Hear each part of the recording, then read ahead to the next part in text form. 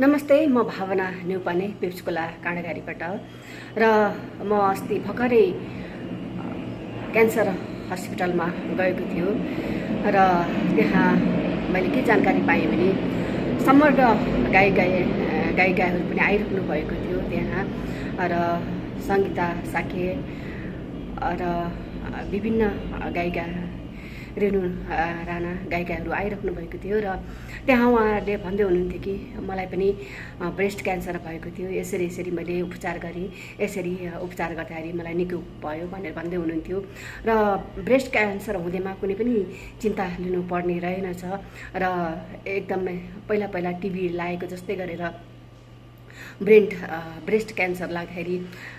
हामीहरूले समयमै उपचार गरेको खण्डमा र घर परिवारले साथ दिएको खण्डमा र पोषण तत्त्वयुक्त खानेकुराहरू खाएको खण्डमा एकदमै बिस्तारै विश्व हुँदै जाने रहेछ र हामी सम्पूर्णले पनि समयमा आफ्नो ब्रेस्टको हेरचाह गरौँ, आफ्नो ब्रेस्टको निगरानी गरौँ र एकदमै ब्रेस्टलाई चाहिँ के भइरहेको छ, कस्तो भइरहेको छ, मलाई रोग लागिरहेको छ कि छैन भनेर निगरानी गरिरहेको खण्डमा र समयमा उपचार गर्न गइरहेको खण्डमा ब्रेस्ट क्यान्सर भएको छ कि छैन भन्ने कुराको जानकारी प्राप्त गर्न सकिने रहेछ र विभिन्न प्रकारका बिरामीहरू त्यहाँ आइराख्दाखेरि उहाँहरूले भन्दै हुनुहुन्थ्यो कि मलाई ब्रेस्ट क्यान्सर यसरी भयो र यस्तो हुँदा रहेछ, यसरी ब्रेस्टबाट रगत पनि आयो र पिप पनि आयो भन्ने कुराहरू गरिराख्नु भएको थियो। एकदम दुखाइ भइरहेको अवस्था हुन्छ र पछि उपचार गर्दाखेरि डायलिसिस दिँदाखेरि झन् मर्नु जस्तो अवस्थाको हुँदो रहेछ। त्यस्ता कुराहरूलाई पार गर्दै हामीले ब्रेस्ट क्यान्सरलाई जितौँ, क्यान्सरको रोगलाई हामीले जितौँ भनेर धेरैभन्दा धेरै बिरामीहरूले भन्दै हुनुहुन्थ्यो। तपाईँहरूले पनि आफ्नो ब्रेस्टको निगरानी गर्नुहोला, उपचार गर्नुहोला, समयमा के कस्तो भइरहेको छ भन्ने कुरा जानकारी गरिराख्नुहोला ताकि ब्रेस्ट क्यान्सर नहोस् र त्यसबाट हुने पीडाबाट बच्नुहोस् भन्न चाहे र विभिन्न प्रकारका बिरामीहरू आइराख्दाखेरि उहाँहरू सम्पूर्ण रूपले ब्रेस्ट क्यान्सर निको भइसकेको अवस्था रहेको थियो र पुराना कुराहरू उहाँहरूको भर्खरै ब्रेस्ट क्यान्सर हुँदाखेरिको कुराहरू सुनाउँदाखेरि उहाँले भन्दै हुनुहुन्थ्यो कि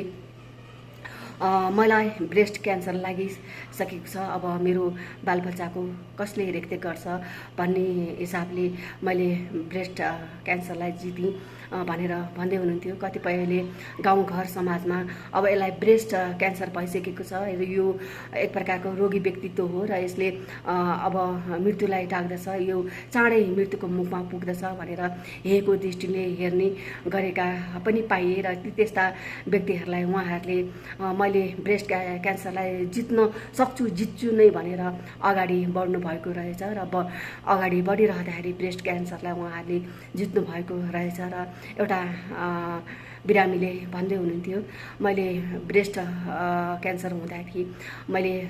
मेरो आमाको लागि जिएको हुँ, मेरो आमा एक्लै हुनुहुन्थ्यो, उहाँको लागि मैले बाँच्नु पर्ने थियो र ब्रेस्ट क्यान्सरले मलाई पूर्ण रूपमा बिमारी गरायो तर पनि मैले त्यसलाई जित्ने प्रयत्न गर्दै मैले जितेँ र आमालाई स्याहार सुसार गरेँ र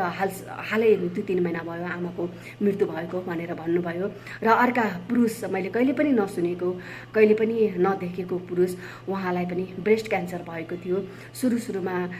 पिप जस्तो आउने, रगत जस्तो आउने गरिरहेको अवस्थामा उहाँले जसाउँदाखेरि उहाँलाई पनि ब्रेस्ट क्यान्सर भएको भन्ने कुरा जानकारी पाएपछि उहाँले राम्रोसँग दिन प्रतिदिन उहाँले हेरचाह गर्दै राम्रोसँग जसाउँदै समयमा डाक्टर कहाँ आउँदै सल्लाह लिँदै परामर्श लिँदै उहाँले पनि ब्रेस्ट क्यान्सरको लगभग 62 वर्षको उमेरको उहाँले पनि आफ्नो ब्रेस्ट क्यान्सरलाई चाहिँ पूर्ण रूपले निराकरण गरेको अवस्था भेटेँ। यस्ता क्यान्सर हस्पिटलमा जाँदाखेरि यस्ता व्यक्तित्वहरूलाई भेटिरहँदाखेरि उहाँहरूको कुरा सुनिरहँदाखेरि ब्रेस्ट क्यान्सर एकदमै भयावह रोग रहेनछ, यो टिबी जस्तै एक प्रकारको रोग रहेछ। यसबाट बच्नको लागि चाहिँ हामीले धुम्रपान गर्नु नहुँदो रहेछ र पेय पदार्थ पिउनु नहुनु हुँदो रहेछ र गुट्काहरू यताउति नपिउनु रहेछ र गालेको अचारहरू नखाने अनि त्यसपछि चिनी धेरै नखाने यी इत्यादि कुराहरूमा ध्यान दिएको खण्डमा ब्रेस्ट क्यान्सरलाई चाहिँ एकदम एक हिसाबले चाहिँ हामीलाई लाग्नै नदिने होइन कि त्यसलाई निराकरण गर्दा रहेछ र रेणु राणा र सङ्गीता साके म्यामको कुरा सुन्दाखेरि उहाँलाई पहिला ब्रेस्ट क्यान्सर हुँदाखेरि उहाँले चाहिँ एकदमै डर लागिरहेको अवस्था, कसरी जित्ने होला, के गर्ने होला भन्ने अवस्था भइरहेको अवस्थामा घर परिवारहरूले साथ दिनुभएकोले र आफूले पनि एक प्रकारले म जित्छु, यो रोगलाई जित्छु, म बाँच्नै पर्छ, मैले धेरै कुराहरू गर्नुपर्छ यो समाजको लागि, यो गीत सङ्गीतको लागि भनेर उहाँहरूले आफ्नो एकदमै मनलाई र आत्मालाई एकदमै आफ्नो मनोभावनालाई आत्मविश्वासलाई कायम गराउँदै लग्दाखेरि ब्रेस्ट क्यान्सरलाई जित्नु भएको रहेछ र उहाँहरू सम्पूर्णलाई एकदमै शुभकामना पनि व्यक्त गर्दछु। नारीको जीवन एक प्रकारले विभिन्न कुराहरूमा विभिन्न क्षेत्रमा लागिरहँदाखेरि आफूलाई कुनै पनि हेरचाह गरिरहेको अवस्था हुँदैन र यस्ता हेरचाह नगरिरहेको अवस्थामा र घरमै रहँदाखेरि गृहिणी रहेको अवस्थामा पनि आफूलाई कुनै पनि हेरचाह नगरिरहेको अवस्था, आफ्नो बालबच्चा भन्यो, आफ्नो श्रीमान भन्यो, घर परिवार भन्यो इत्यादिमै लाग्नुपर्ने भएको कारणले नारीहरूले प्रायःसो, छोरी मान्छेहरूले प्रायःसो आफूलाई सुरक्षा प्रदान गरिरहेको अवस्था पनि हुँदैन र आफ्नो हेरचाह गरिरहेको अवस्था पनि हुँदैन। यस्ता अवस्थामा ब्रेस्ट क्यान्सरहरू र पाठेघरको क्यान्सरहरू इत्यादि क्यान्सरहरू, आन्द्रा क्यान्सर र यो विभिन्न प्रकारको क्यान्सरहरू लाग्ने क्रममा तपाईँ हामीले एकदमै निगरानी गरिरहेको खण्डमा, स्वास्थ्य उपचार गरिरहेको खण्डमा र आफूले पनि ब्रेस्टलाई एकदमै जाँचबुझ गरिरहेको खण्डमा चाहिँ यसबाट हामीले केही मात्रामा भए पनि सुरक्षा प्रदान गर्नेछौँ र यस रोगबाट लाग्नबाट बच्ने छौँ भनेर हजुरहरू सम्पूर्णलाई भन्न चाहे। र मैले चाहिँ मैले चाहिँ क्यान्सर हस्पिटलमा गएर रिपोर्टिङ गर्दाखेरि र डक्टरहरूलाई सोद्धाखेरिको र रिपोर्ट गर्दाखेरिको अन्तर्वार्ता लिँदाखेरिको यी यस्ता कुराहरू हजुरहरूमाझ प्रस्तुत गरेँ। के कस्तो लाग्यो हजुरहरूले सल्लाह सुझाव दिनुहुनेछ, कमेन्ट गर्नुहुनेछ र सब्सक्राइब पनि गर्नुहुनेछ भन्ने मैले आशा